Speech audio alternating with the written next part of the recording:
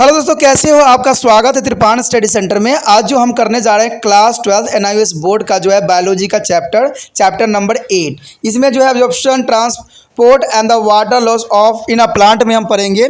ये चैप्टर अति महत्वपूर्ण है क्योंकि ये 8th 9th 10th 11th 12th के जो है काफ़ी इंपॉर्टेंट रखता है। ये एनसीईआरटी कुछ सिलेबस जो है इसमें आपके समक्ष होगा। देखिए दोस्तों, त्रिपान स्टडी सेंटर जो है आपके सहूलियत के लिए ये जो है हिंदी इंग्लिश दोनों ही लैंग्वेज में आपके समक्ष प्रस्तुत होता है। तो ये काफ़ी इंपॉर्टेंट रहता है क्योंकि आपको दोनों लैंग्वेज का डोज जो है आपको मिलेगा। ठीक है, लेकिन आपको पता ही है कि चैप्टर स्टार्ट करने से पहले एक बात जो मैं हमेशा कहता हूँ, जिसको आपको सोचना भी चाहिए, विचार भी करना चाहिए और अमल भी करना चाहिए, वो ये है कि जब भी वीडियो देखिए पूरा देखिए, क्योंकि अधूरा जानकारी सदैव खतरनाक होता है। साथ में एक इंपॉर्टेंट बात ये भी रहता है, अगर आप पहली बार वीडियो देख रहे हो तो लाइक शेयर सब्सक्राइब करना मत भूलना। देखिए दोस्तों, लाइक कीजिएगा तो बनाने वाले का जो है प्रोत्साहन बढ़ता है और आपके लिए अच्छा से अच्छा करने की कोशिश करता है। ठीक है, सब्सक्राइब करना आपके हित में है। इसका कारण ये है कि अगर आप सब्सक्राइब करके रखोगे तभी जो है मेरा वीडियो का नोटिफिकेशन मिलेगा। और आपको पता है कि मैं हर क्लास का जो है सब्जेक्ट डालता ही रहता हूँ समय समय पे। तो अगर सब्सक्राइब करके नहीं रखिएगा तो शायद उस वीडियो से आप अनभिज्ञ रह जाइएगा, यानी वो आपको प्राप्त नहीं होगा और आप उसका नॉलेज नहीं ले पाइएगा। साथ में जो अगर आप शेयर करते हो तो शेयर करना एक जग कल्याण के समान माना जाता है। इससे ये होता है कि मान लीजिए कोई जो है बच्चा जो है मेरी वीडियो को उसकी ज़रूरत थी और आपके थ्रू वो वीडियो उसको पास पहुंचा है, तो वो सदैव ही आपका धन्यवादी रहेगा और सदैव ही आपका जो है शुक्रिया अदा करेगा कि तुम्हारे कारण मुझे जो है वीडियो प्राप्त हुआ। तो दोस्तों, आपको पता ही होगा कि त्रिपान स्टडी सेंटर सिर्फ एक क्लास के लिए ही अग्रसर नहीं है, ये कई क्लासों के लिए अग्रसर है। जैसे 8th 9th 10th 11th 12th CBSE के सारे चैप्टरों को कवर करेगा समय के साथ। प्लस जो है एनआईओएस बोर्ड का 10th+2 को भी कवर करता है, सभी सब्जेक्टों का। प्लस जो है बीए पंजाब यूनिवर्सिटी का जो है फर्स्ट सेमेस्टर से लेकर 6th सेमेस्टर तक 8 सब्जेक्टों को कवर करता है। प्लस जो है एमए के जो है बच्चे ऑन डिमांड जो मुझे करते हैं कमेंट, उनके लिए भी त्रिपान स्टडी सेंटर जो है अग्रसर है। देखिए दोस्तों, त्रिपान स्टडी सेंटर इतना बड़ा है, विस्तृत है, तो आपको अभी जो है लाइक शेयर सब्सक्राइब कीजिए और अपने दोस्तों के साथ बांटिए। ठीक है, तो भूलिए मत, ये करना आपका फर्ज है और मेरा कार्य करना है आपको टॉपिक लेके चलना है। देखिए आज देखते हैं हमारा आज टॉपिक क्या है। Friend, today our 18th chapter for the NIOS board, absorption, transport and the water loss of transpiration in a plant. So what is the most important component of living cell? They enter the plant through their roots and then move to other parts. It's also loss of transpiration through their aerial part of plant, mainly through their leaves. There are several phenomena involved in their movement of water about which you will be studying this lesson. After the complete this lesson, you will be able to define the term of permeability, diffusion, osmosis, and plasmolysis, and define and differential between to the active and passive absorptions, and explain the inhabitations, water potential towards pressure and wall pressure weightings, and there explain the emissions of the described pathway of water from a root hair up to the leaves, and described the mechanisms and translocations of the solute in plant, and explained to the process and significance of transpirations, and list the factor affecting the rate of transpiration. So explain to opening and closing mechanism of stomata, potassium ion theories, and it lists the factor affecting to the stomata movement. There is a all important explain to the process of gutations and list of the factor affecting the rate of gutation. So दोस्तों, ये chapter जो है अत्यंत महत्वपूर्ण है, ये NIOS board का है और साथ में कई क्लासों के लिए इम्पोर्टेंट है। जैसे 11वीं क्लास के बच्चों के लिए जो सीबीएसई के हैं, चाहे बिहार बोर्ड हो, चाहे यूपी बोर्ड हो, कोई भी बोर्ड हो जिनका सिलेबस है पौधों में अवशोषण तथा परिवहन और जल क्षय यानी वर्षा उत्सर्जन, उनके लिए चैप्टर अत्यंत महत्वपूर्ण होने वाला है क्योंकि ये जो है बायोलॉजी का चैप्टर है। चाहे वो 11वीं क्लास के बच्चे हों, चाहे वो एनआईओएस के बच्चे हों, चाहे वो बिहार बोर्ड के हों चाहे यूपी बोर्ड के हों, सभी क्लासों के लिए जो है अत्यंत महत्वपूर्ण है। तो इसको सिर्फ आपने टॉपिक के हिसाब से देखना है और समझना है कि इसमें क्या है और क्या समझाने की कोशिश किया जा रहा है। तो दोस्तों जैसे कि आपको पता है कि पौधों में अवशोषण, परिवहन और जलचय यानी मीन्स जो होता है वाष्प उत्सर्जन एंड ट्रांसपिरेशन, कहते हैं सजीव कोशिकाओं का सबसे महत्वपूर्ण घटक जो है जल यानी पानी। आपको पता है कि हम लोग जो है मैक्सिमम अमाउंट में हमारे बॉडी में वाटर ही प्रेजेंट होता है। यह पौधों में जड़ों द्वारा प्रवेश करता है और तब दूसरे भागों में पहुंचाया जाता है। और कहते हैं पादप के वायवीय अंगों विशेषतः पत्तियों द्वारा वर्षजन की प्रक्रिया द्वारा पानी का क्षय होती है। आप जल के आवागमन से जुड़ी हुई विभिन्न घटनाओं के बारे में इस पाठ में जानेंगे और समझेंगे कि कैसे पौधे जो है अवशोषण करता है, परिवहन करता है और क्या करता है, अवशोषण करता है। तो ये चीज़ें बहुत ही इम्पोर्टेंट है जो भी बच्चे जो है बायोलॉजी के स्टूडेंट हैं उनके लिए। तो ये चैप्टर बहुत इंपॉर्टेंट। चलिए देखते हैं जब आप ये लेसन कंप्लीट कर लोगे तो किस किस बात को जानने की क्षमता जो है आपके समक्ष रहेगा। तो इसमें सबसे पहली बात तो यही आता है दोस्तों कि जो हम प्रासरण और जो द्रव्य संकुचन आदि शब्दों में परिभाषित कर सकेंगे, यानी हमें इन सब शब्दों का मतलब समझ में आ जाएगा। सक्रिय निष्क्रिय अवशोषण की परिभाषा कर सकेंगे, इसमें हम सारे ये सब बात करेंगे। अंतःशोषण हो या जल विभव हो, स्मृति दाब हो या भित्ति दाब हो, मुरझाना, ये सारे चीज़ें हम इसमें करेंगे। मूल रोम्स के पत्तियों के पानी पहुंचाने वाला पथ कौन सी होती है, पौधों में विलीय पदार्थ के जो पहुंचने की प्रक्रिया क्या होती है, वर्षजन की प्रक्रिया और उसके महत्व को कैसे हम स्पष्ट कर सकते हैं, वर्षजन की दर को प्रभावित करने वाले कौन कौन से कारक हैं जो इनको प्रभावित करती है, वो साथ में रंध्रों के खुलने और बंद होने की सारे जो है हम अभिक्रिया करेंगे, जिसमें पोटाशियम आयन सिद्धांत जो है अत्यंत महत्वपूर्ण है जो एग्जाम व्यू से रहेगा। और साथ में साथ जो है हम बिंदु स्वाद यानी जो है गुटेशन की जो प्रक्रिया है उसके बारे में भी हम जानेंगे और देखेंगे कि बिंदु स्वाद यानी गुटेशन की जो दर को कौन चीज़ जो है प्रभावित करता है। तो ये सारे कुछ हम जानेंगे, लेकिन उससे पहले जो है 4 मूलभूत परिघटनाएं हम देखेंगे कौन कौन सी परिघटनाएं हैं। Friend the next topic is a 4 basic phenomenon. Friend the 4 basic phenomena in plant, it's the most important is a permeability, diffusion, osmosis and plasmolysis. There is a most important topic. The first of all is our first topic is the permeability. What do you mean to the permeability? It is an important topic for the exam view. Permeability is the property of membranes to allow to the passage of the substance through its. The plant cell's wall is permeable because it is allowed to the both solvent and solute molecules to the pass through its. And corticals layer is the impressible. All biological membranes, cell membranes, mitochondria membranes, nucleus membranes, etc. So, are there electives are permeable as they are allowed to the penetration of only solvent molecules but not be solute molecules. And second is diffusion. What do you mean to diffusion? The diffusion is important. It is can be containing a volatile substance such as ethyl ethyl is the open in the room. There is a molecule will be soon be distributed in the rooms until their concentration. Friend, if can be containing volatile substance such as ethyl ether is open in a room, there is a molecule will be soon be distributed in the room until their concentration in the same throughout the room. In other words, the ether molecules diffuse into the air in the room. Similarly, the fragrance of the incense sticks as a agarbatti. They spread from one corner to the room to the other due to the diffusion. So, another example of placing of small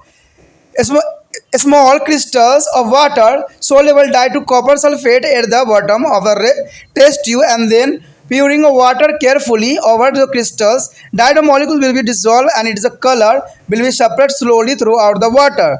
The particle because of the movement of the dye, the molecules through their water and partly is because of the movement of water molecules into a regions close to the crystal. So, thus the diffusion is the intermingling of the molecules of the same of a different substance or as a result of there is a random moment. It is depending on the difference in the concentration of molecules of different substance. In a sense area, this is a difference is called the diffusion gradient. So, diffusion is an effective method of transport of matter over a short distance. For diffusion to take place, no membranes is required. If a membrane is present, it should be fully permeable. The cell's membranes are permeable to the both gases. carbon dioxide and oxygen. And then there are two gases are able to diffuse freely. Friend, here in this diagram, there is the diffusion of copper sulfate in a water, and other is the diffusion of the into the water. So copper sulfate means crystal is present here, and there other side is the diffusion of copper sulfate into the water. So give an example of diffusion on there your mind. So come to the Hindi. दोस्तों हमने यहाँ पर जो है चार मूलभूत परिघटनाएं पढ़ना, जिसमें जो है परंगमता, विसरण, प्रासरण और जो जीव द्रव्य कुचल के बारे में हम पढ़ेंगे, जो कि बहुत ही इंपॉर्टेंट होने वाला है। सबसे इसमें जो बात आती है प्रागम्यता यानी परमेबिलिटी। देखिए प्रागम्यता का मतलब वो यही होता है कि परमेबिलिटी जल्दी एक गुण है जो पदार्थों के आर पार आने जाने का एक रास्ता देती है। ठीक है, ये आने जाने का जो है पदार्थों का रास्ता देता है, किसी भी मतलब प्लांट हो या किसी प्लांट में जो होती है आने जाने की रास्ता जो है प्रोवाइड करती है उसके झिल्लियों में। कहते हैं पादप कोशिकाओं की भित्ति प्रगलन होती है क्योंकि यह विलायक और विलय दोनों के अणुओं को आने जाने देती है, इसलिए ये काफ़ी इंपॉर्टेंट करता है, इसलिए इसे प्रागमय कहते हैं, क्योंकि ये विलायक और विलय दोनों को जाने के लिए जो होता है सक्षम बनाती है। कहते हैं कडिकल्स परत यानी ग्रम में है। सभी जैविक झिल्ली, कोशिका झिल्ली या माइटोकॉन्ड्रिया झिल्ली हो या केंद्र झिल्ली इत्यादि हो, इसमें चयनात्मक यानी वर्णात्मक जो है सिलेक्टिव प्रमंश है, जैसे कि ये केवल विलायक अणुओं को वेगक्र पार जाने देती है, लेकिन विलय के अणुओं को ये पार जाने नहीं देती है, जो कि काफ़ी इंपॉर्टेंट रखता है। ठीक है, तो ये काफ़ी इंपॉर्टेंट रहता है। उसके बाद है विसरण। देखिए विसरण जो है हम अपने आसपास भी ये चीज़ें बहुत ही नोट डाउन करते हैं। यदि एक वस्तुशील पदार्थ का डिब्बा जैसे ही इथाइल ईथर की शीशी को कमरे में खोला जाए तो उसके अणु जो होते जल्दी ही कमरे में फैल जाएंगे, जब तक कि सारे कमरे में उनका सांद्रता सामान्य न हो जाए। दूसरे शब्दों में ईथर का अणु हवा में विस्तृत होकर सारे कमरे में फैल जाते हैं। ठीक उसी प्रकार से जैसे कि आप जो है धूप बत्ती या अगरबत्ती की जो है सुगंध भी कमरे की एक कोने से दूसरे कोने में विसरण द्वारा ही फैलती है, जो आपने अपने घरों में भी इस बात को नोट किया होगा। इसके लिए दूसरे अन्य उदाहरण भी है। पानी में जब हम घुलने वाले रंजक पदार्थ कॉपर सल्फेट के एक छोटे से रवि यानी क्रिस्टल को प्रखनिल के तली में डालते हैं, तब जो है सावधानी पूर्वक उस कण के ऊपर पानी डालते हैं और रंजक पदार्थ वाला अणु धीरे धीरे घुल जाएगा और उसका रंग जो है धीरे धीरे सारे पानी में फैल जाएंगे। ऐसा आवश्यकता रंजक के अणुओं की जल में गति और आवश्यकता जल के अणुओं के रवि यानी क्रिस्टल निकटवर्ती क्षेत्र में गति के कारण होता है, जो कि काफ़ी इंपॉर्टेंट बनाता है। आपको पता लगी समझ में आ ही गया होगा कि विसरण के द्वारा ही जो होता है कोई भी चीज़ तुरंत जो है वायु में घुल जाता है। इस प्रकार विसरण एक प्रकार के अणु या विभिन्न प्रकार के अणुओं के परस्पर मिश्रित होने के जो है फलस्वरूप एक अनियमित गति के कारण होता है। यह अंतर संलग्न क्षेत्रों की सांद्रता पर निर्भर करता है और इस अनंत को विसरण प्रवणता यानी डिफ्यूजन ग्रेडियंट कहते हैं। डिफ्यूजन ग्रेडियंट कहलाता है पदार्थों को थोड़ी दूर तक परिवहन करने के लिए विसरण एक प्रभावी विधि है। विसरण के लिए किसी भी प्रकार की झिल्ली की आवश्यकता नहीं होती है। यदि झिल्ली भी हो तो उसे पूर्णतः प्रगम होना चाहिए। कोशिका झिल्ली कार्बन डाइऑक्साइड और ऑक्सीजन दोनों ही गैसों के लिए परमश होती है और इसलिए दोनों गैस आसानी से विस्तृत होने में सक्षम होता है। कहते हैं यहाँ पर एक डायग्राम दिया गया है जो कि काफ़ी इंपॉर्टेंट आपको समझाने के लिए। पहले यहाँ पर देखिए कॉपर सल्फेट के एक जगह पर रख दिया गया है, ठीक है, लेकिन कुछ समय जब इसमें जल में विसर्जित किया गया तो देखिए ये कॉपर सल्फेट जो थी डिफरेंट एरियाओं में घूमने लग गई। इससे ये साबित होता है कि पानी में कॉपर सल्फेट का विसर्जन जो होती है और काफ़ी जो है इंपॉर्टेंट यहाँ पर रोल अदा करता है। तो ये डायग्राम से जो है बिल्कुल स्पष्ट और क्लियर हो जाना चाहिए आपको। The next topic is osmosis. Osmosis is the most important. Osmosis can be regarded as the special kind of diffusion of water molecules for regions of their high concentration to their region of low concentration through a semi-permeable membranes. In osmosis, the water molecules move and the presence of semi-permeable membranes stimulate. The experiment of demonstrated through osmosis for here. The experiment is most important. There to demonstrate the phenomenon of osmosis through the plant membranes with the help of the potato oscilloscope. Oscilloscope is the most important. The requirement is a large potato tubes, 10 sugar solution and beaker, water, scale and pan. There is a method is take a large potato tubes of the peel of its outer skin with the help of the scalpel and cut its one end to make to the base flat, and now make a deep hollow cavity on the opposite side. Pour some sugar solution to fill half of the cavity and mark the label. By the inserting of the pin the wall of the tube, but the potato is the beaker containing a small amount of water and allowed to the aperture to stand for some time. The make sure that is the level of water in the beaker is below the level of sugar solution in the cavity of potato microscope. So in this figure, the observation on the conclusion of this experiment, the level of sugar solution is the cavity is a rise. It is the because of the movement of the water molecules into the cavity from a pure water in the beaker. The experiment showing the phenomenon is osmosis, and here showing the two beakers, the osmosis movement of water molecule through the semi-permeable membranes. The first is the pure water and sucrose solution on the AB part. Their second is the movement of water from AB. Here you show their semi-permeable membranes and the a small dot of molecules of pure water and big dot is a molecules of sugar in their jar. There is an important semi-permeable membranes experiment. Here in this experiment, the explanation of the living cells of potato tube collectively act the differentially permeable membranes which is the permitted to movement of contain of molecules only through its. The two solution is a pure water in the beaker, a sugar solution in the cavity of separated by the living cell of potato. Water molecules continue to move through the cell membranes into the sugar solution till the concentration of water. The molecules in the beakers because equal to that is a cavity of also osmoscope. If the sugar solution is taken in the beaker and the pure water in cavity, the result will be a reverse. The movement of water will be not occur if the skin of potato is not removable because their skin because wax is the permeable to water. Here showing this diagram, the experiment of demonstrated osmosis by using a potato osmoscope. Friend, here the one potato is clear on their show on the deeps of the center and one pin is attached. There is a pin is also there is a demonstrated osmosis using the potato. There is a beakers, potato and the 10% sugar solution at the end on this. The reaction is a clear for the osmosis reaction. उसके पश्चात जो है हमारा तीसरा point जो है प्रासरण, ठीक है, प्रासरण यानी ऑस्मोसिस, वो तो डिफ्यूज़न था, ये हमारा ऑस्मोसिस है। तो ये भी बहुत इंपॉर्टेंट जो है अपना भूमिका अदा करता है इनमें। कहते हैं प्रासरण एक विशेष प्रकार की क्रिया है जो पानी के अणुओं के विचलन से संबंधित है, जिसमें उनके उच्च सांद्रता के क्षेत्रों से अपने निम्न सांद्रता के क्षेत्रों में अधप्रासन झिल्ली के माध्यम द्वारा होता है। याद रखना कि प्रासरण क्या होती है, जिसमें उच्च सांद्रता के क्षेत्र से निम्न सांद्रता क्षेत्र में जो माध्यम द्वारा जो जाती है उसे हम प्रासरण कहते हैं, उसे ऑस्मोसिस कहते हैं। प्रासरण में पानी के अणु की गति के लिए अधप्रासन झिल्ली का होना अति आवश्यक है, यानी इसमें झिल्ली नहीं होगा तो ये गति होना संभव नहीं है, यानी प्रासरण होना संभव ही नहीं है। प्रासरण में पानी का अणु गति के लिए, क्योंकि पानी गति के लिए जो है अधप्रागंध झिल्ली का होना अत्यंत महत्वपूर्ण माना जाता है। कहते हैं इसके लिए हम एक प्रयोग भी कर सकते हैं जो कि कई मायने में इम्पोर्टेंट होता है। तो इसमें कुछ भी नहीं करना, दोस्तों प्रासरण के दर्शाने के लिए प्रयोग जो है एक प्रयोग कीजिए। प्रासरण की प्रक्रिया का प्रदर्शन कोशिका झिल्ली द्वारा आलू से बने प्रादर्शी यानी स्मोस्कोप की सहायता से प्रदर्शन करना।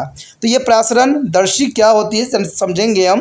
तो इसमें सर आपको कुछ चीज़ों की आवश्यकता होगी, जैसे कि एक बड़ा सा आलू चाहिए, 10 ग्राम चीनी का विलयन चाहिए, बीकर चाहिए, पानी, चाकू और पिन चाहिए। इसमें विविधता यही होती है कि एक बड़ा आलू लेते हैं और उसकी बाहरी त्वचा को चाकू की सहायता से काट देते हैं और एक सिरे पर काट कर आधार से चपटी कर लेते हैं। जब इसके दूसरे तरफ एक गहरी खोखली गुहिकाएँ बनते हैं तो थोड़ा सा चीनी का घोल लेकर गुहिकाओं में डालते हैं जिससे वह आधी भर जाए और आलू की दीवार पर एक जो है लाल पिन लगाकर निशान लगा देते हैं। इस आलू को ऐसे बीकर में जिसमें थोड़ा पानी भरा होता है उसमें रख देते हैं और इस उपकरण के कुछ समय के लिए छोड़ देते हैं। इस बात को निश्चित कर लेना चाहिए कि बीकर में पानी सतर आलू माइक्रोस्कोप की गुहा में सकड़ा विलयन के सतर से नीचे हो। ठीक है, जैसे कि आप यहाँ पर डायग्राम में भी देख सकते हो, निरक्षित और निष्क्रिय। देखिए इससे हम क्या कंक्लूजन निकाल सकते हैं, ये अत्यंत महत्वपूर्ण होता है। कहते हैं गुहिकाओं में चीनी के घोल का स्तर बढ़ जाता है। ऐसा इसलिए होता है क्योंकि आलू की दीवार में से होकर पानी के अणुओं की गति कारण गुहिकाओं में बीकर से जो है शुद्ध पानी आ जाता है। यह प्रयोग प्रासरण की प्रक्रिया को दर्शाता है। जैसे कि आप पहले विकर में देखोगे कि इसमें साधारण ही सब कुछ क्रिया हुई है, लेकिन दूसरे विकर में देखोगे कि पानी की जो सतह है वो बढ़ गया है। तो ये बढ़ने का कारण दोस्तों यही था कि प्रासरण अद्रपद झिल्ली द्वारा पानी के अणुओं की गति को दिखाया गया है कि पानी के अणु की जो गति है वो किस प्रकार होता है। तो इसी को जो है हम प्रासरण या ऑस्मोसिस कहते हैं, जो कि बहुत इंपॉर्टेंट है। अब देखिए ये एक्सपेरिमेंट ने किस बात को स्पष्टीकरण किया है, तो ये भी जानना जरूरी है कि एक्सप्लेनेशन क्या है इसकी। कहते हैं आलू की सजीव कोशिकाएं विभेदिक रूप से अदृश्य प्रासरण झिल्ली की तरह काम करती हैं। झिल्ली केवल कुछ अणुओं को ही उसके पार जाने देती है। दोनों विलयन अर्थात विलयन का जो है शुद्ध पानी और गुरुका में भरा चीनी के विलयन की सांद्रता आलू की सजीव कोशिकाओं द्वारा पृथक पृथक है। जल के अणु कोशिका झिल्ली का होकर चीनी के विलयन में तब तक जाते रहते हैं जब तक कि बीकर में जल के अणुओं की सांद्रता अमस्कोप की गुहा में विद्यमान सांद्रता के बराबर न हो जाए। यदि चीनी का विलयन बीकर में लेते हैं और पानी को आलू की गुहिकाओं में रखते हैं तो उसका जो है परिणाम उल्टा होगा। पानी के अणु की गति तब तक नहीं हो सकती है जब तक कि आलू का छिलका न हटाया जाए। इसका कारण यह है कि आलू की त्वचा जो है मोम्य यानी वेक्स होने के कारण अपरासरण होती है, तो इससे जो है ऑस्मोसिस नहीं हो सकती, जो कि काफ़ी इंपॉर्टेंट भी रखता है। अब देखिए यहाँ पर डायग्राम आप देख सकते हो कि इसमें प्रासरण प्रयोग द्वारा प्रदर्शन भी किया गया है। इसमें एक आलू लिया गया है और आलू के जो है उसमें एक बीकर डाल दिया गया है, ठीक है, जिसमें 10% चीनी का जो है विलयन डाल दिया गया है और इसको जल में रख दिया गया है। और बीकर और आलू के जो है देख सकते हो इसमें जो ऊपर पिन लगा दिया गया है। पिन से जो है हम पानी की सांद्रता को देख सकते हैं कि सांद्रता इसमें बढ़ती है कि नहीं बढ़ती है। तो पिन हमने इसलिए लगाया है कि इससे हमें क्या होगा, हम देखना है कि पानी की सांद्रता उस जगह बढ़ती है। देखिए जहाँ पर पहले लेवल था हमने उसी जगह पिन को लगाया है और उससे क्या हुआ, आगे जब सांद्रता इसकी बढ़ी, प्रासरण हुआ, ऑस्मोसिस हुआ, तो पानी के देखिए लेवल बढ़ गया है, ठीक है, पिन से ऊपर चढ़ा गया है। तो यही जो है आपको ऑस्मोसिस की क्रिया को दर्शाता है। ये चाहो तो आप घर पे भी एक्सपेरिमेंट कर सकते हो, इसमें कुछ भी प्रॉब्लम नहीं है।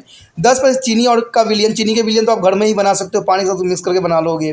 पानी तो आपके पास रहेगा ही रहेगा, आलू का टुकड़ा रहेगा। लेकिन याद रखना कि अगर आलू के अगर आप एक्सपेरिमेंट करते हो तो आलू के छिलका उतार के ही करना। अगर आलू के छिलका नहीं उतारते हो तो ये एक्सपेरिमेंट जो होगा कामयाब नहीं होगा, ठीक है। जैसे ही देखोगे पहले ए लेवल पर रहेगा, फिर डायरेक्ट जो है दूसरा लेवल पे कुछ समय के पश्चात हो जाएगा। तो इसी चीज़ को जो है हम क्या कहते हैं, ऑस्मोसिस कहते हैं, जो कि इसको बहुत ही महत्वपूर्ण बनाता है। आगे हमारा इसमें जो है दोनों में अंतर दिया गया है कि जो है विसरण और प्रासरण में क्या अंतर है, यानी डिफ्यूज़न और ऑस्मोसिस में क्या अंतर है। चलिए देखते हैं क्या अंतर है। Friend, the most important of different between two diffusion and osmosis. Friend, is important. For example, what do you mean to diffusion and what do you mean to osmosis, and what is the difference between? There is a first is diffusion and second is the osmosis. The first point is diffusion is the moment of a given substance that a placed of its a higher concentration to the area of its a lesser concentration. Respectives there whether they separate or not separate by a semi-permeable membranes. But osmosis is second. Osmosis is a special types of diffusion of solvent molecules such as water from a lower concentration of solution to the higher concentration of solution when the two are separated by a semi-permeable membranes.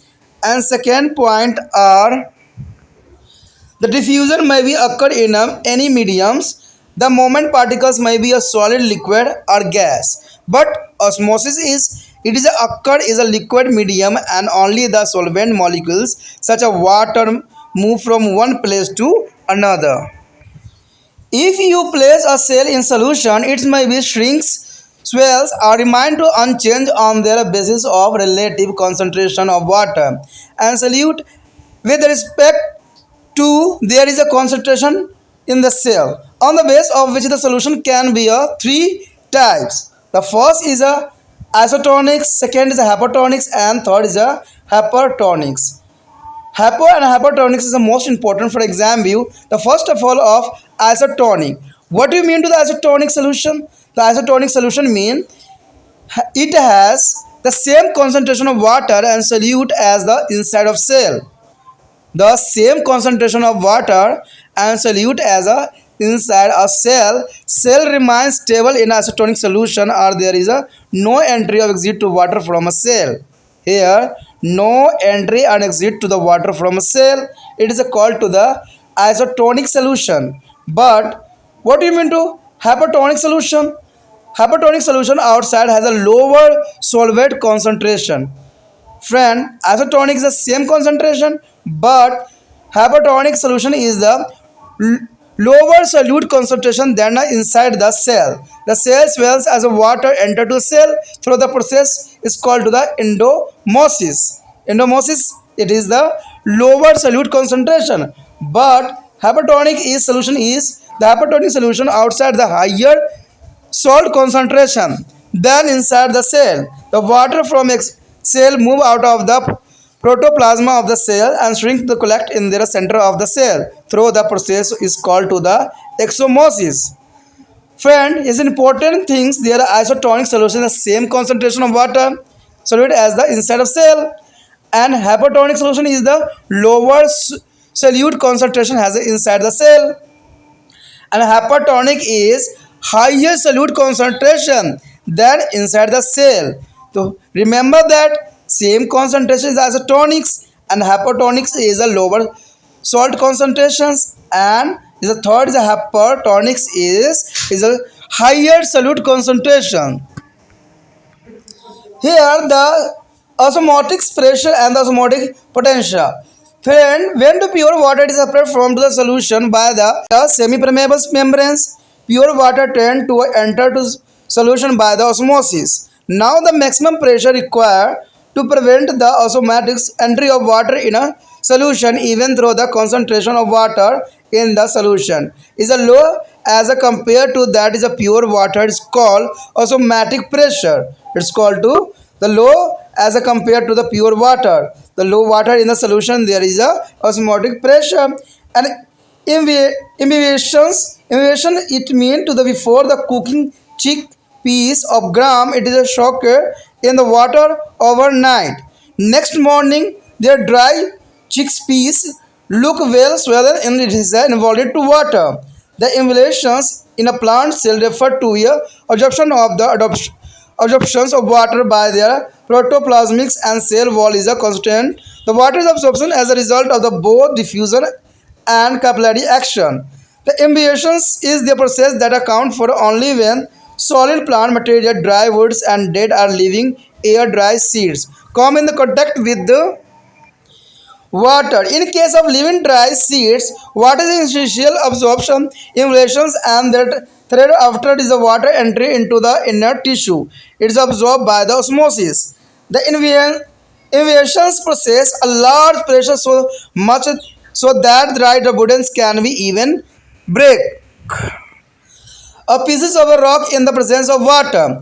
Because of invasions, their wooden doors during the rain season swell up and it is become difficult to close the door. There is a the important of invasions. The invasion is the initial step is the germination of a seeds.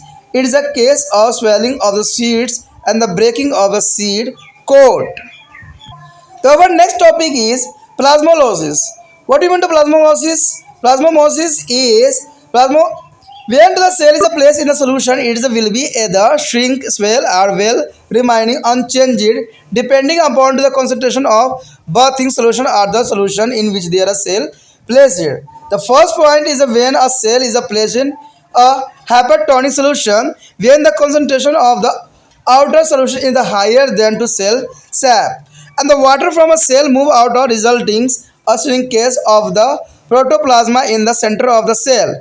This phenomenon is known as the plasmolysis. Plasmolysis there are space between cells walls and the protoplast is occupied by their working solution as the cell walls well dead and permeable to the outer solution. And second point is there is a when such a plasmalosid cell is a place in the hypertonics are dilute solution or the pure water and the water move into the cell causing to the protoplasma to sketch and get back to the original shape. The phenomenon is known as the diplomosis as the cells after the diplomolysis is because of fully graded. And third is when a cell is placed in the isotonic solution or solution with a similar concentration as that of their cell's shape. There is no change in the shape of the protoplasma or the cell. The plasmolysis is a physical phenomenon. A cells can become plasmolysis as the diplomasis depending upon the concentration of the outer solution in which their cell is placed. No chemical change in the causing to the cell, and plasmolysis is a kind of defense mechanism against the white the stress conditions such as hypertonic swell solution. Friend, showing this picture, the change in the plant cell when the places the hypertonics, isotonics, and hypertonic solution. There is the cells of plant. The first is the cell membranes, vascular, cell walls, cytoplasma, nucleus here present. And second is the plasmolysis is there is a vacuole string cells membranes and water osmosis. There is a change of the cell membranes water level on the cell. And second and the last is reduce at the vasculature of water or air at the endomosis water enter into the cell, then increasing the travel to the pressure on the cell wall. There is a different shape. So firstly is a simple, secondly is a different, and thirdly is a totally different. This is the call to change of plant cell whether placed into the hypertonic, isotonics and hypotonic solution. दोस्तों हमने यहाँ पर विसरण और प्रासरण के अंतर जानना है। ये काफ़ी इम्पोर्टेंट रखता है क्योंकि जो हमारा ऑस्मोसिस था और जो हमारा डिफ्यूज़न था, दोनों के बारे जो है विसरण और प्रासरण में अंतर जानना अत्यंत महत्वपूर्ण है। देखिए विसरण जो है उसमें क्या बताया जाता है, विसरण दिए गए पदार्थों का उसके उच्च सांद्रता से निम्न सांद्रता वाले क्षेत्र में होने वाली गति होती है। तो याद रखना जो विसरण होती है ये उच्च सांद्रता से निम्न सांद्रता के क्षेत्र में होने वाली गति को हम विसरण के रूप में जानते हैं, और इसके लिए जो है पृथ्वीकरण आधारत्व झिल्ली का होना अत्यंत आवश्यक नहीं है, यानी झिल्ली हो भी चाहे न भी हो फिर भी विसरण होगा।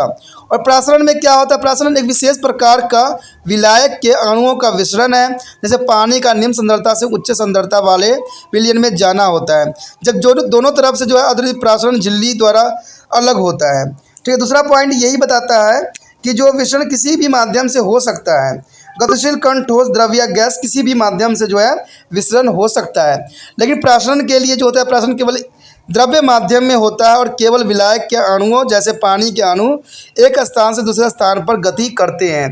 तो ये काफ़ी इम्पोर्टेंट इसको बनाता है। कहते हैं यदि आप कोशिका को किसी विलय में रखते हो तो यह सिकुड़ सक जाती है और फूल सकती है अथवा इसमें कोई बदलाव नहीं होगा। पानी के जो अपेक्षित सांद्रता के आधार पर और विलय की कोशिका में पाए जाने वाले सांद्रता के आधार पर विलय के 3 प्रकार से जो है हम विभाजित करते हैं। तो ये काफ़ी इंपॉर्टेंट रहता है कई एग्ज़ामों के लिए। ये 9th क्लास के बच्चों के लिए भी काफ़ी इंपॉर्टेंट ये टॉपिक है, यानी आइसोटोनिक, हाइपोटोनिक्स, जो है हाइपरटोनिक्स, यानी जो है समप्रासरीय, अप्रासरीय, अतिप्रासरीय। कई बार एग्जामिनरों का जो है काफ़ी महत्वपूर्ण इसको बनाया है और ये एग्ज़ाम के व्यू से भी काफ़ी महत्वपूर्ण बना रहता है। तो सबसे पहले तो हमारे समक्ष आता है समप्रासरीय यानी आइसोटोनिक। कहते हैं यदि विलयन में पानी की सांद्रता सामान्य और संप्रासारीय विलय कोशिका के अंदर है तब कोशिका संप्रासरीय विलय में स्थिर रहता है और कोशिका के भीतर न तो पानी जाता है और न ही उसके बाहर निकलता है, यानी ये सामान्य होने के कारण होता है।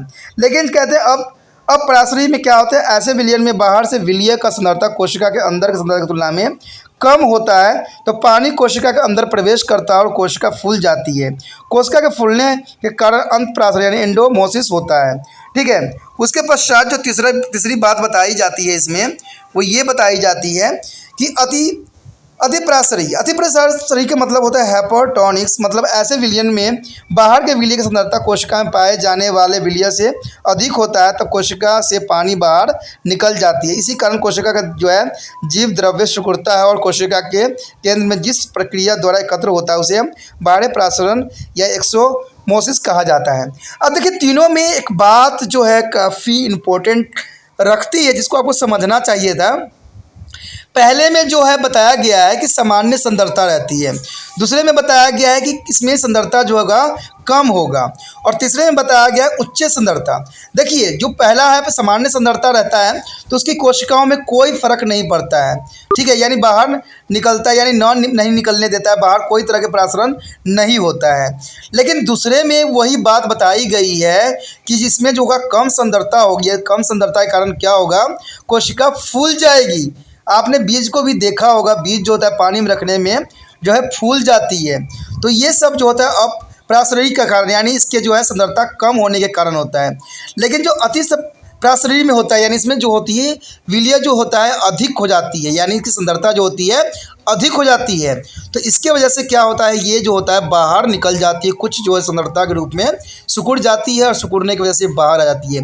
तो तीनों में जो है अलग अलग बात है, पहले में सांद्रता सामान्य थी, दूसरे में जो है था सांद्रता कम थी, और तीसरे में जो सांद्रता थी वो अधिक थी। तो ये तीनों बात जो है अति महत्वपूर्ण यहाँ पर रखता है, जो कि आपको जो है 9th क्लास के बच्चों के लिए भी इम्पोर्टेंट है, और जो +2 में पढ़ रहे हैं उनके लिए भी काफ़ी इंपॉर्टेंट है, और 11वीं क्लास के बच्चों के लिए भी अत्यंत महत्वपूर्ण रखता है। उसके बाद है प्रासरण दाब और प्रासरण विभव। देखिए पोटेंशियली इसके क्या डिफरेंस होते हैं, क्या मतलब होता है इसका। कहते हैं जब शुद्ध पानी के विलयन में से अर्ध प्रासरण झिल्ली द्वारा अलग किया जाता है तब शुद्ध पानी विलयन में प्रासरण द्वारा प्रवेश करता है, यानी प्रासरण के द्वारा क्या करते हैं, प्रवेश करते हैं। जब अधिकतम दबाव की आवश्यकता होती ताकि विलयन में पानी की प्रासरणी प्रवेश को रोक सके, यानी देखिए जो पानी प्रवेश करता है किसी भी द्रव्य में तो उसको रोकते हैं। यहाँ विलयन में जल का सांद्रता शुद्ध जल की तुलना में कम होती है, इसे हम प्रासरणीय दाब कहते हैं। देखिए दोस्तों यहाँ पर बताया गया कि सांद्रता शुद्ध जल की तुलना में कम होती है, यानी जो है अशुद्ध जलों की अधिक होगी और जो शुद्ध जल होगा वो बहुत ही कम होगा, ठीक है। जहाँ पर अशुद्ध जल की जो है सांद्रता अधिक होगी और शुद्ध जल की सांद्रता कम होगी उसे हम प्रासरणीय दाब कहते हैं। यही प्रासरणीय दाब होता है जिसे हम प्रासरण विभव भी कह सकते हैं, जैसे हम प्रासरण विभव भी कहते हैं। उसके बाद है अंत शोषण यानी इम्वेशंस। अंत शोषण का मतलब होता है राजमा या चने के पकाने से पहले पूरी रात पानी में भिगो कर रखते हो, अगली सुबह सूखे हुए राजमा अच्छी तरह से फूले हुए दिखाई देते हैं। ऐसा इसलिए होता है कि उन्हें पानी का जो है अंत शोषण यानी पानी का शोषकरण अपने अंदर ग्रहण कर लिया, यानी पानी का जो है उन्होंने अवशोषण कर लिया है, तो इसी कारण जो होता है वो फूला हुआ नजर आता है। कहते हैं पादप कोशिका में अंत शोषण का अर्थ है कि कोशिका द्रव्य और कोशिका भित्ति अवयवों के माध्यम से पानी का अवशोषण और अधिशोषण करते हैं। जल को अवशोषण और विसरण और कोशिका क्रिया दोनों के द्वारा होती है, इसलिए अंत शोषण एक ऐसी प्रक्रिया है जो ठोस पदार्थों को सूखी लकड़ी या मृत और जीवित विरोधी शुष्क बीज पानी के संपर्क में आने से होती है। सूखे जीवित जीवों में पानी भ्रम से अंत शोषण द्वारा अधिशोषित होता है और बाद में जल प्राशन द्वारा भीतरी जोतकों में अवशोषित हो जाता है, यानी भीतरी जो भित्ति होती है उसमें प्रवेश कर जाता है, तो इसी को जो है अंत शोषण हम कहते हैं। कहते हैं कि अंत शोषण बहुत अधिक दाब उत्पन्न करता है और इसलिए सूखी लकड़ी पानी की उपस्थिति में चट्टान का एक टुकड़ा भी तोड़ सकती है। अंत शोषण के कारण ही बरसात के मौसम में लकड़ी के दरवाजे फूल जाते हैं और दरवाजे को बंद करना काफ़ी कठिन होता है। ये तो आप भी ये अनुभव किए होंगे कि बरसात के मौसम में जो है दरवाजे नहीं लगते हैं, क्योंकि बरसात का मौसम में जो दरवाजे थोड़े फूल जाते हैं क्योंकि पानी वो ऑब्जॉर्व कर लेते हैं। सूखी लकड़ी पानी की उपस्थिति में चट्टानों का एक टुकड़ा भी तोड़ सकती है, यानी ये बात आपको याद रखना है कि सूखी लकड़ी जो है पानी की उपस्थिति में चट्टान के टुकड़े को भी तोड़ सकती है, क्योंकि उसमें जो है मौसमी की वजह से जो उस पर इफेक्ट पड़ा है। अब देखिए अंत शोषण का महत्व कहाँ कहाँ होता है। कहते हैं अंत शोषण इन्वेशन का जो होता है वो बीजों के अंकुरण में जो है अंत शोषण सबसे पहला चरण में काम करता है। कई कई जगह जो है किसान जो है फार्मर जो है बीजों को फुला के भी हम लगाते हैं, यानी बीजों को जो है पहले में हम शोषण करवा देते हैं। इसके कारण जो होता है बीज फूल जाता है और बीज का आवरण टूट जाता है और ये जो है पौधों में कन्वर्ट होने के लिए तैयार हो जाता है। उसके पश्चात चौथा पॉइंट जो अति महत्वपूर्ण था वो था प्लाज्मोलाइसिस, यानी जीव द्रव्य कुचन। जीव द्रव्य कुचन जो होता है प्लाज्मोलाइसिस कहते हैं इसको। कहते हैं जब किसी कोशिका किसी विलय में डाला जाता है, जब किसी कोशिकाओं को किसी विलय में डाला जाता है तब या तो वो सिकुड़ जाती है या फूल जाती है, या तो सिकुड़ जाएगी या तो फूल जाती है, फिर इसमें कोई बदलाव नहीं होता है। यह सब भिगोने वाले विलयन की सांद्रता पर या उस विलयन में कोशिका को रखा गया है उस पर निर्भर करता है कि किस चीज़ को कहाँ रखा गया है। जब कोशिका को अति प्रासरी विलयन में रखा जाता है और इसका अर्थ हुआ कि जब बाहरी विलयन का सांद्रता कोशिका रस की सांद्रता की तुलना में अधिक है, तब कोशिका से पानी बाहर निकलने लगता है, जिसके परिणाम स्वरूप कोशिका का कोशिका द्रव्य सिकुड़ कर कोशिका के केंद्र में आ जाता है और इसका अंदर अदृश्य हो जाती है और इस प्रक्रिया को जीव द्रव्य कुंचलन कहते हैं। ठीक है, इसी प्रक्रिया को दोस्तों क्या कहते हैं? प्लाज्मोलाइसिस यानी जीव द्रव्य कुंचलन कहते हैं। कोशिका भित्ति और प्रोटोप्लाज्मा के बीच का स्थान निम्न मंजिल यानी बैथिंग्स विलियम द्वारा ले जाया जाता है, क्योंकि कोशिका भित्ति असक्रिय है यानी बाहरी विलयन के लिए प्रागमय होती है, जो कि काफ़ी इम्पोर्टेंट भी इसको बनाता है। कहते हैं इसका दूसरा पॉइंट यही दर्शाता है कि जब इस तरह के जीव द्रव्य संकुलन कोशिका को अपरासारीय या तनु विलयन या फिर शुद्ध पानी में रखा जाता है तो पानी में जो कोशिकाओं में पहुंचता है और प्रोटोप्लाज्मा को फैलाने लगता है और वह पुनः अपने मूल स्वरूप में आ जाता है। तो इस प्रक्रिया को जीव द्रव्य यानी विकुचलन के नाम से भी जानते हैं। जीव द्रव्य विकुचलन के पश्चात कोशिका पूर्णतः स्फूर्ति वाली हो जाती है। कहते हैं इसका तीसरा पॉइंट जो ये बताती है कि जब कोशिका को समप्रासरीय विलयन में या उस विलयन में जिसका सांद्रता कोशिका के रस के सामान्य है रखा जाता है तो जीव द्रव्य या कोशिका के आकार में कोई अंतर नहीं होता है। दोस्तों, कोई अंतर नहीं आता है। कहते हैं जीव द्रव्य संकुलन एक भौतिक प्रक्रिया है। ये क्या है? एक भौतिक प्रक्रिया है और एक कोशिका जीव संकुलन की जीव द्रव्य विकसित दोनों ही हो सकती है, जो उस बाहरी विलयन पर निर्भर करती है जिसमें वो कोशिका रखी गई है। कोशिका में कोई भी रासायनिक परिवर्तन होने के कारण नहीं होता है। जीव संकुलन का एक तरह की प्रतिरक्षा प्रणाली है जो विपरीत दबाव या परिस्थितियों जैसे कि अति प्रसारी मृदा विलयन के समय काम आती है, जो कि काफ़ी इम्पोर्टेंट भी रखती है। यहाँ पर एक डायग्राम दिखाया गया है जिसमें को तीनों अवस्थाओं को यहाँ दर्शाया गया है, जो अभी आपने पढ़ा था। अल्पप्रासारी, समप्रासारी और अति प्रसारी, यानी जो आपने पढ़ा था वो काफ़ी इंपॉर्टेंट था। देखिए, पहले अगर आप डायग्राम में देखिएगा तो इसमें कोशिका झिल्ली, रसधानी, कोशिका भित्ति और जीव द्रव्य केंद्रक पाया गया है। लेकिन इसमें केंद्रक में आपको जहाँ पर दिख रहा होगा एक बनाना शेप में बना हुआ है, उसमें किसी प्रकार की कोई चेंजेस नहीं हुआ है। लेकिन जैसे समप्रासारी यानी कम सांद्रता में जाती है तो इसमें देखिए क्या हो गया है, सिकुड़ती रसधानियाँ सिकुड़ रही है, रसधानियाँ, कोशिका झिल्ली देखिए बढ़ रही है। तो यही बात बताता है। और उसके बाद थर्ड में देखिएगा तो आपको जो दिखेगा वो होगा अति प्रसारणी। तो इसमें क्या मतलब ये हुआ कि ये बिल्कुल फूल चुका है। तो ये सब जो कारण होता है इन्हीं तीनों कारणों से होती है, चाहे वो ऑस्मोसिस हो या डिफ्यूज़न हो या प्लाज्मोलाइसिस हो। तो ये सारे काफ़ी महत्वपूर्ण अपने स्थान पर रखता है। ठीक है, और इसके जो क्रियाएँ होती हैं, चाहे वो आपके समक्ष कोई भी प्रक्रिया हो, चाहे वो हो आपका, ठीक है, इसमें चाहे आइसोटोनिक्स हो या चाहे हाइपोटोनिक्स हो, चाहे आपका हाइपरटोनिक्स हो, तो ये सारे जो गतिविधियां हैं काफ़ी इम्पोर्टेंट रखता है सभी क्लासों के लिए। तो आपको इसको अच्छे से समझना चाहिए। ठीक है, 9th क्लास में इसके डायग्राम नहीं थे, लेकिन हमारे समक्ष अब डायग्राम भी आ गया है। Next topic is water potential. Friend, what you mean to water potential?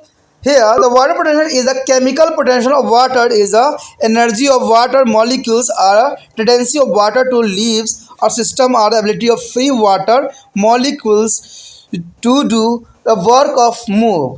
The water move from a regions of high water potential to the regions of a low water potential. Here, water potential of pure water is taken as a zero. The water potential of pure water is taken as zero when the solute are dissolved in a pure water or in a solution. Some water molecules are used dissolving the solute. There are less number of water molecules are available to do the work. Hence, a solution has a less energy potential are compared to the pure water. The water potential of a dilute solutions is a more than that a concentration of solution. The value of water potential of solution is the less than that of pure water at a zero. A negative number water potential is denoted by the Greek letter is a Pc. Pc is there here, and the pure Water has a highest water potentials are a PC is a 0 for a pure water. The water potential determines the water state in the plant cells and tissue. The lower their water potential in a plant cells or tissue, the greater its ability of absorb of water. Conventionally, there is a higher the water potential, there great is the ability of the tissue to supply water to other more discarded the cell tissue. Here next topic is Turgor's pressure. Turgor's pressure. What do you mean Turgor's pressure? Turgor's pressure is the pressure extended by the protoplasm against the cell walls. In the Turgor's cells, the Turgor's pressure is equal to the back pressure extended by their cell wall against the protoplasm. This back pressure extended by their cells wall onto the protoplasma or the cell contain their called the ball pressure WBP. These two pressure are equal and opposite to the direction. When the TP is becomes more than to the WP, the cell or will be burst. To the God's pressure is the maximum when the cell's walls cannot be sketched anymore. Such a cell is said to be a fully target at this point. A dynamics equilibrium reaches if the amount of water entering the cells is equal to the amount of water leaving the cell. The Taylor's pressure is developed into the plant cells only because of their presence of cell wall, which is able to resist the pressure generated by the protoplasma due to the enter of the water. It is a real pressure, not be potential on, and can be to be great extent. There is a case of animal cell where the cell wall is lacking their plasma membrane burst if their tolerance pressure is increasing. The Turgor's pressure plays a very important role in a plant. The first is Turgor pressure is a help with maintain the shape and form of plant. Second, the stem of the herbaceous plant is the ones of the non-woody tissue like a mazines. And sugarcane and banana are held to the stem by their fully turgid cells is a packet tightly together. And third is the Turgor's pressure is a hold the leaves in the flat and horizontal position of keeping the mesophyll cell turgid. And Turgor's pressure is a help in a cell encouragement and the consequently the stretchings or the stem. And the fifth point is open and closing the stomata is governed by the utility and the plasticity of their guard cells. The last is a contain plant like a beans and touch me not plant is a Mesomosa spudica show the quick response of leaves due to the change in the light intensity or touch the stimulate flow by the change in the gradient of the cell present at the base of level is a reflect.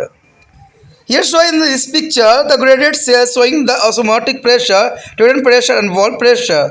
There are TP, WPPs and cell wall extended and wall pressures. And shown in this picture, the water move into the cell due to the osmotic pressure and here are types of pressure. The cell contain expected to TP and Turgor. Here is the present of Turgor. There is the important in this diagram. यहाँ पर दोस्तों बताया गया कि जल विभव यानी water potential क्या होती है। देखिए पानी का विभव या रासायनिक विभव पानी के अणुओं की ऊर्जा या पानी का गुण जो तंत्र में से बाहर निकाल सकता है या स्वतंत्र पानी के अणु की गति करने का गुण या काम करने का गुण है। पानी उच्च द्रव्य विभव क्षेत्र से निम्न द्रव्य विभव क्षेत्र की तरफ गति करता है। कहते हैं शुद्ध जल का जो है विभव शून्य माना जाता है जब किसी विलय के शुद्ध पानी में घोला जाता है या विलयन में पानी के कुछ अणुओं को विलय के घोलने के लिए प्रयोग किया जाता है।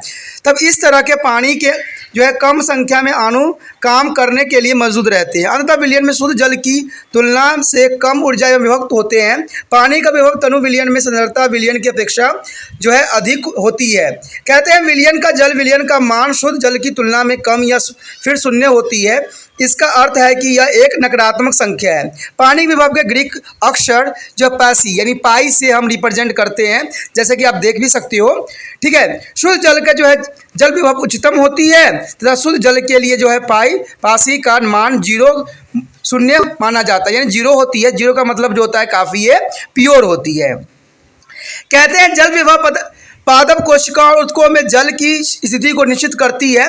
पादप कोशिका या ऊतक में जल विभव का कम होना उसकी ज़्यादा पानी अवशोषण करने की क्षमता को बताता है। देखिए, कम होने का मतलब वो है कि वो ज़्यादा से ज़्यादा पानी को अवशोषित करती है, तो ये बहुत काफ़ी इंपॉर्टेंट बात रहती है यहाँ पर। इसके विपरीत उच्च जल विभव होने पर जो है ऊतक की जो है कमे वनजंक कोशिका या ऊतकों के जल प्रदान करने की क्षमता अधिक हो जाती है।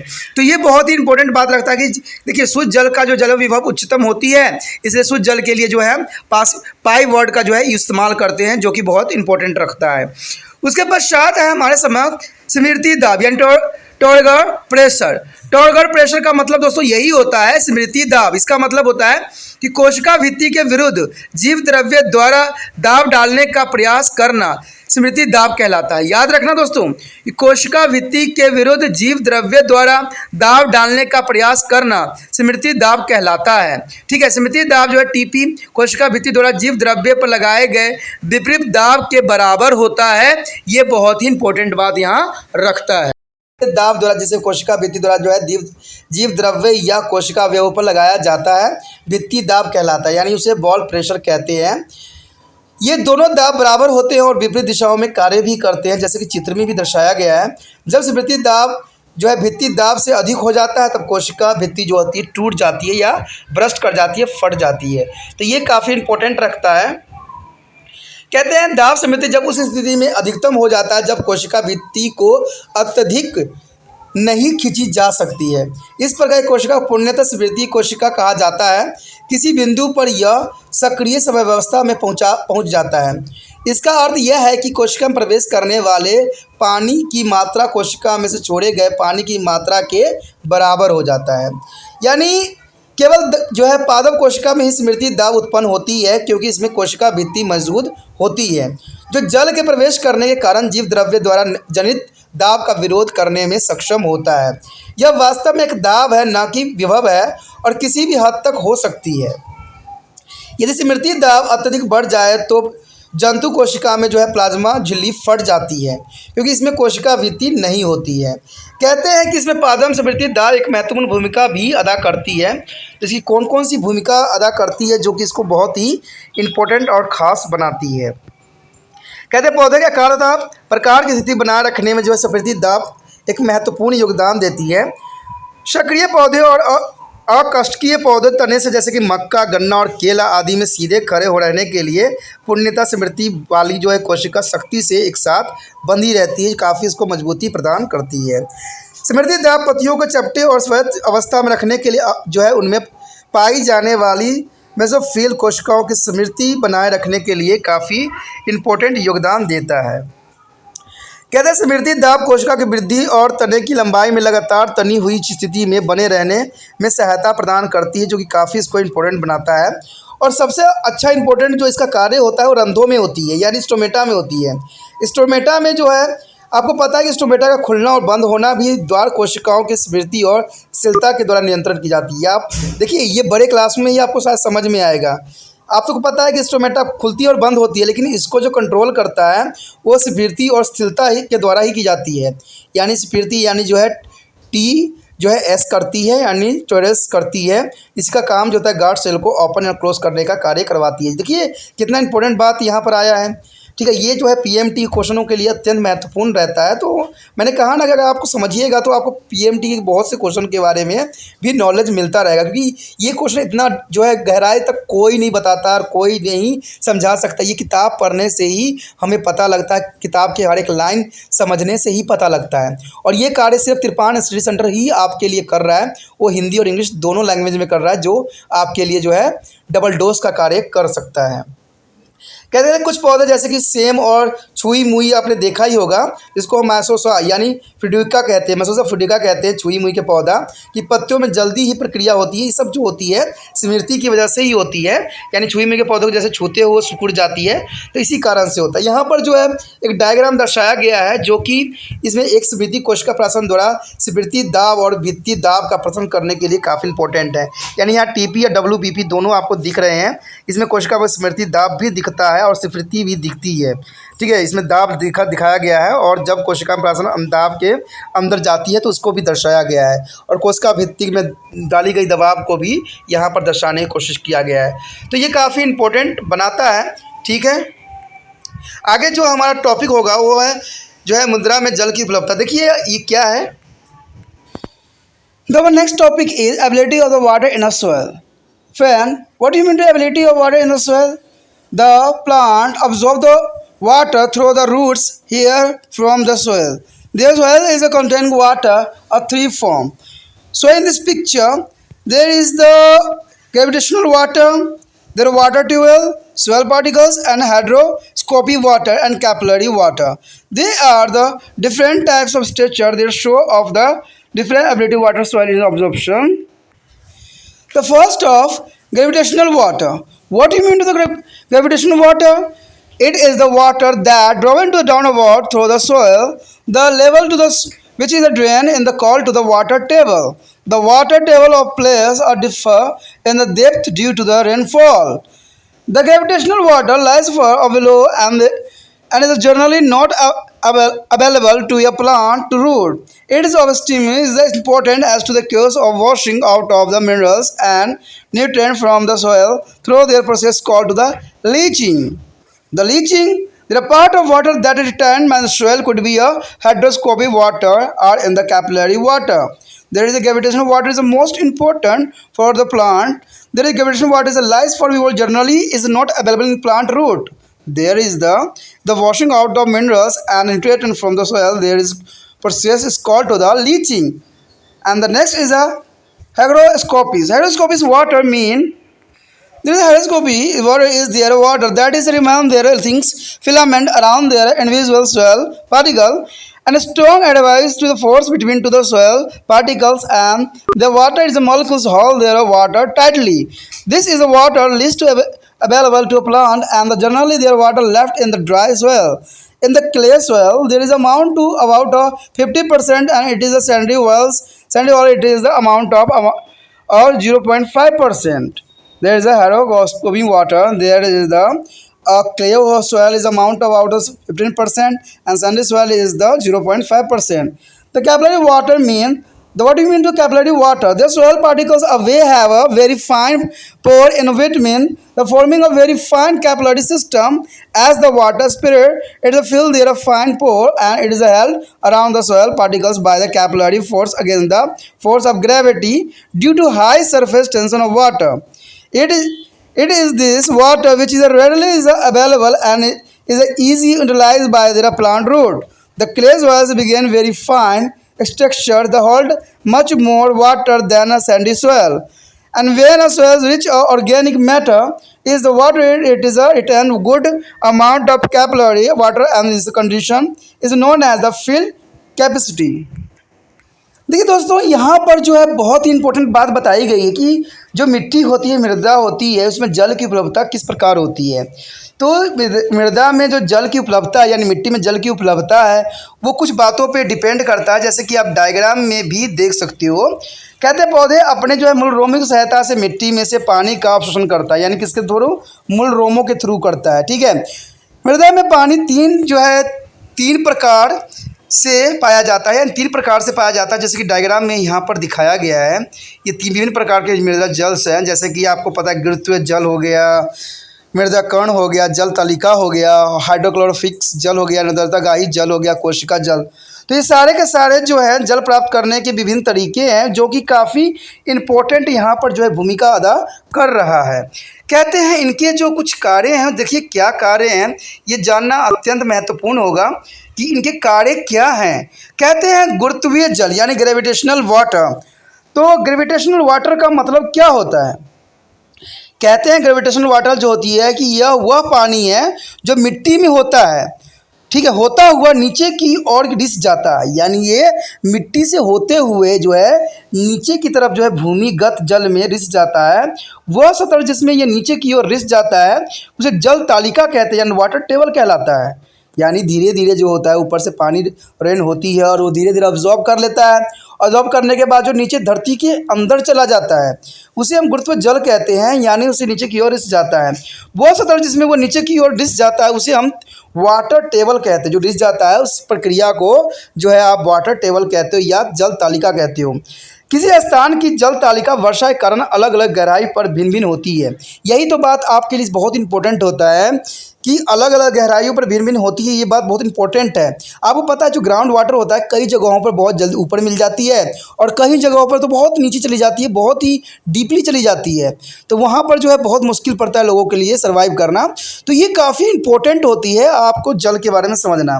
कहते हैं गुरुत्व जल अत्यधिक नीचे मिलता है और अधिकांश पौधों के जड़े के लिए उपलब्ध नहीं हो पाता है। जैसे कि आपको पता है राजस्थान के पौधे होते हैं वो काफ़ी जो होते हैं नीचे जल होते हैं और उसको जो है वहाँ तक पहुँचना बहुत ही मुश्किल पड़ता है पौधों के लिए। तो कई पौधे तो जो होते हैं सर्वाइव ही नहीं कर पाते हैं और वो जो है सूख जाते हैं, मर जाते हैं। तो ये काफ़ी इम्पोर्टेंट रखता है इस जगह पर। इसका अत्यधिक महत्व इसलिए है क्योंकि यह जो है मिट्टी में से खनिज और पोषक तत्वों को साफ करने का काम करती है, यानी इसे निष्क्षालन कहते हैं। यानी ये इसलिए इम्पोर्टेंट होती है दोस्तों क्योंकि ये खनिज और पोषक तत्वों को क्या करता है, साफ करने का काम करता है। कहते हैं पानी का कुछ भाग जो मिट्टी द्वारा बचाया जाता है वह है अद्रगहता जल या फिर कोशिकीय जल हो सकता है। देखिए मिट्टी में भी कुछ जल जो होते हैं होल्ड कर लेता है मिट्टी, और मिट्टी जो होता है अपने में से नमी को जाने नहीं देता है। यानी पानी का कुछ ड्रॉपलेट तो है नीचे चला जाता है, लेकिन कुछ वाटर जो होते हैं उसके नमी में जो होते हैं मिक्स हो जाते हैं, जिसको होल्ड करके वाटर जो है यानी मिट्टी जो है काफ़ी इंपॉर्टेंट रखता है। वो पौधे के लिए जो है उपयोगी सिद्ध भी होता है। उसके पश्चात हमारे समक्ष जो है अद्रतागाही जल, यानी अद्रतागाही जल का मतलब होता है हाइग्रोस्कोपिक वाटर।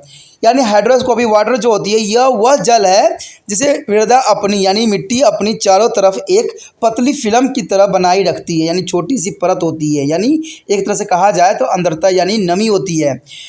मिट्टी के कणों और जल के अणुओं के बीच एक अत्यंत मजबूत बल होता है। देखिए मिट्टी और जो है जल के अणुओं के बीच एक मजबूत जो है बल होती है जिसके कारण वो जल मजबूती से जकड़ा रहता है, यानी मिट्टी को कई टाइम तक जो है होल्ड करके रखता है। तभी तो देखते हो जो किसान होते हैं हल चलाते हैं तो उसके मिट्टी जो होते हैं गीले गीले से नज़र आते हैं, और जहाँ सूख जाता है बिल्कुल होल्ड करने की क्षमता नहीं होती वो बिल्कुल सूख जाती है।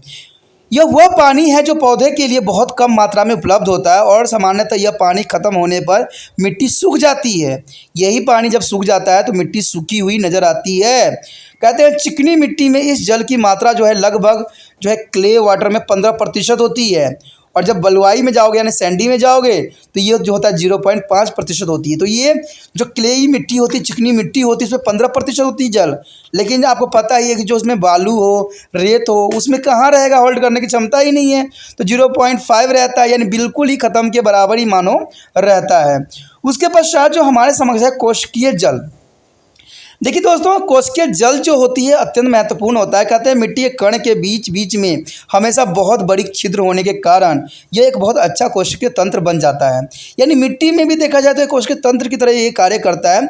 जब पानी फैलता है तब बारीक छिद्र भर जाते हैं और मिट्टी के कण कोशिका बल के कारण गुरुत्व बल के विरुद्ध उसके जकड़े हुए रहते हैं और कई दिनों तक जो है ये सूखते नहीं हैं, जो कि काफ़ी इंपॉर्टेंट है और काफ़ी इंपॉर्टेंट बात भी यहाँ पर रखता है।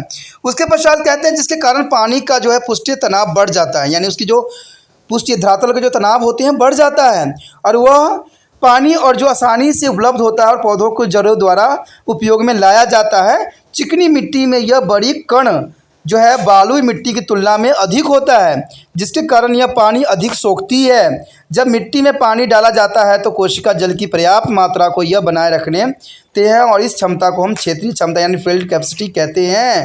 देखिए फील्ड कैपेसिटी का मतलब ही होता है कि पानी अधिक सोखती है। जब मिट्टी में पानी डाला जाता है तो कोशिका जल की पर्याप्त मात्रा को ये बनाए रखती है। ठीक है, कोशिका जल के जो है ये बनाए रखती है, उसी को जो हम कहते हैं फील्ड कैपेसिटी यानी क्षेत्रीय क्षमता।